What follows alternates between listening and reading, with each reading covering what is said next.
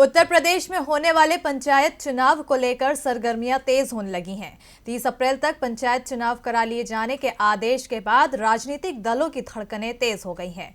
खासकर बीजेपी के माथे पर शिकन आने लगी है, क्योंकि यूपी के पंचायत चुनाव उसी समय हो रहे होंगे जब पश्चिम बंगाल सहित देश के 5 राज्यों में विधानसभा चुनाव अपने पूरे उफान पर होगा। ऐसे में दिग्गज को मैदान में उतारना बीजेपी के लिए बड़ी चुनौती होगी।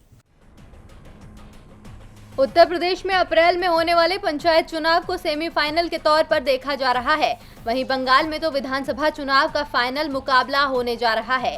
इन चुनावों को लेकर बीजेपी पसोपेश में पड़ गई है, क्योंकि बंगाल जीतने के लिए बीजेपी ने यूपी के पार्टी संगठन महामंत्री सुनील बंसल और डिप्टी सीएम केशव मौर्य को अहम जिम्मेदारी सौंप रखी है, जबकि मुख्यमंत्री योगी आदित्यनाथ स्टार प्रचारक की भूमिका में होंगे।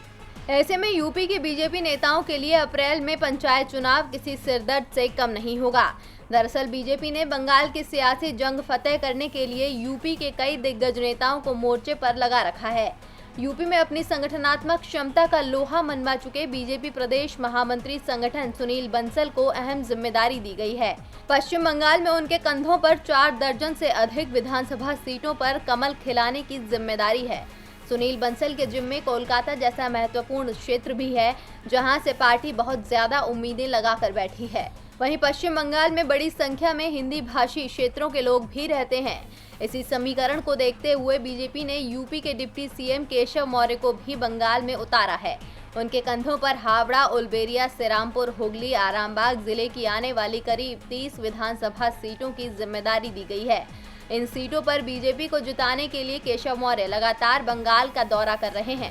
इसी के साथ ही बंगाल में पूर्वांचली वोटरों को देखते हुए बीजेपी यूपी के सीएम योगी आदित्यनाथ एक बार फिर से पश्चिम बंगाल चुनाव में स्टार प्रचारक के तौर पर दिखाई देंगे।